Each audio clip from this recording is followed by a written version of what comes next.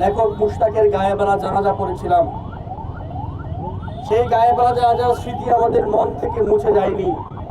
আমরা লেখক মুশতাক কিংবা কার্টুনিস্ট কিশোরের কথা ভুলে যাইনি।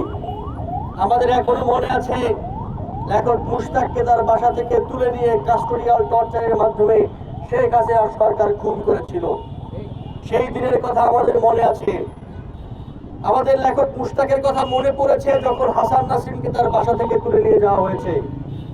আমরা কিশোরকে স্মরণ করেছি যখন হাসান নাসিমকে জেলে পুরে বন্দী করা হয়েছে। বন্ধুগণ, হাসান নাসিমকে একটি সামান্যতম কার্টুন শেয়ারের জন্য গ্রেফতার করে বন্দী করা হয়েছে। সেই কার্টুনটি একটি স্যাটায়ার ছিল, যেটি চিফ হুইপ নুরুল ইসলাম মনি নিজেই সংসদে বলেছেন। আজকে রাজু ভাস্কর্যের সামনে আপনারা সাংবাদিকরা আছেন, আমার সহযোদ্ধারা আছেন। এই হচ্ছে সেই কার্টুন। আমি সেই কার্টুন এখানে উপস্থিত গণমাধ্যমের সামনে, এই পাবলিক পরিসরে আপনাদের সবার সামনে শেয়ার করলাম। বিএনপির নিপীড়নমূলক সরকার চাইলে আমাকে গ্রেফতার করতে পারে, চাইলে আমার নামে এফআইআর করতে পারে, এজাহার জারি করতে পারে, আমার বাসা থেকে তুলে নিয়ে আমাকে জেলে বন্দী করতে পারে, গুম করতে পারে। কিন্তু আমি মনে করি এই কার্টুন শেয়ার করা, প্রচার করা কোনো অপরাধ নয়। ফলত হাসান নাসিম কোনো অপরাধ করেন নাই, তাকে তুলে নিয়ে যাওয়া হয়েছে অন্যায়ভাবে।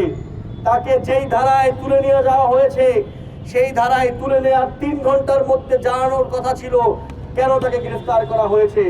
কিন্তু আমরা দেখেছি তাকে তুলে নিয়ে যাওয়ার পরে তার ভাই সে রাতে ডিবি অফিসে গিয়ে বসা ছিলেন, তার সঙ্গে ডিবির কেউ কথা বলেননি।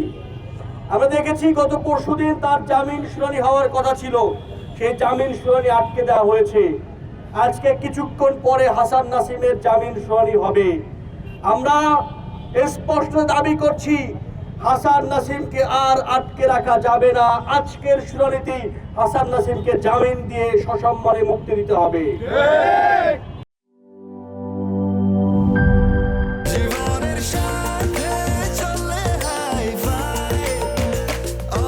স্বাস্থ্যকর অল টাইম, সব সময় অল টাইম হেলদি লাইফ।